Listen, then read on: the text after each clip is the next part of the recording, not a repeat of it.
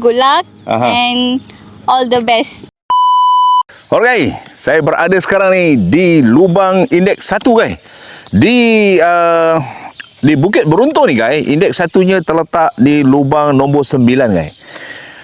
Indeks 1 dia par 4 guys di lubang nombor 9, lubang terakhir first 9. Jadi distance black 410. Korang nanti main black 410 guys. Menariknya depan ada kolam. Nak clear kolam ni saya rasa lebih kurang dalam 16-17 boleh clear. Tapi tu tak penting. Yang penting kita nak attack green downslope guys, menghala ke kelab sana tu. Dan sebelah kiri ada fire, sebelah kanan boleh jadi OB kalau masuk dalam pokok kelapa sawit. Jadi kitanya landing area tu tak besar guys. Jadi design untuk lubang 9 ini memang padulah, sebab bola akan selanting turun ke kiri guys. Kalau kita attack tengah, bola akan jatuh sampai ke bagi track.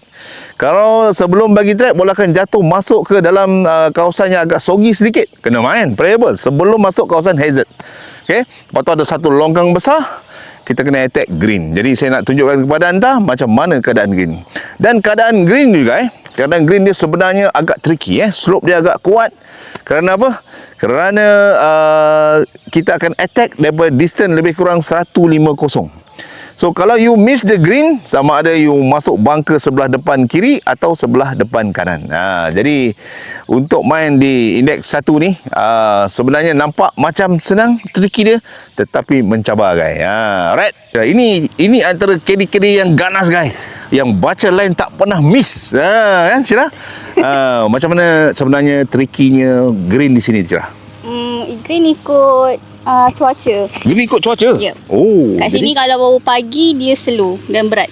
Pagi dia slow dan berat? Yep. So, kalau masuk pukul 10 dia laju. Okey, pesanan Syirah untuk bakal pemain Selangor Amateur Open yang akan bermain di sini pada 16 hari bulan. Good luck and all the best. Jadi kepada anda yang nak datang ke Selangor Amateur Open, register cepat-cepat guys. Sebab apa? Tempat dah tak banyak dah. Jadi teruskan klik di link yang saya sediakan dan register cepat-cepat guys. Kita datang ke sini dan kita boleh nampak clubhouse di sana.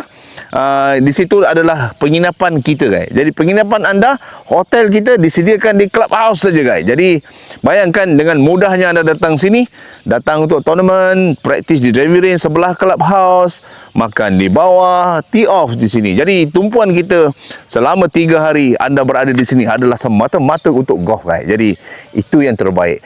Rasakan diri anda seperti seorang professional tour player. Mari kawan-kawan dari seberang sana, daripada utara, selatan, Malaysia Barat, datang ke Bukit Beruntung. Register sebat-sebat, join Selangor Amateur Open bersama GMK guys. Alright, jangan lupa komen, like dan share. Bye-bye. Manis-manis GMK, hidup penuh swing, satu tembakan baik habis terus bawa winning.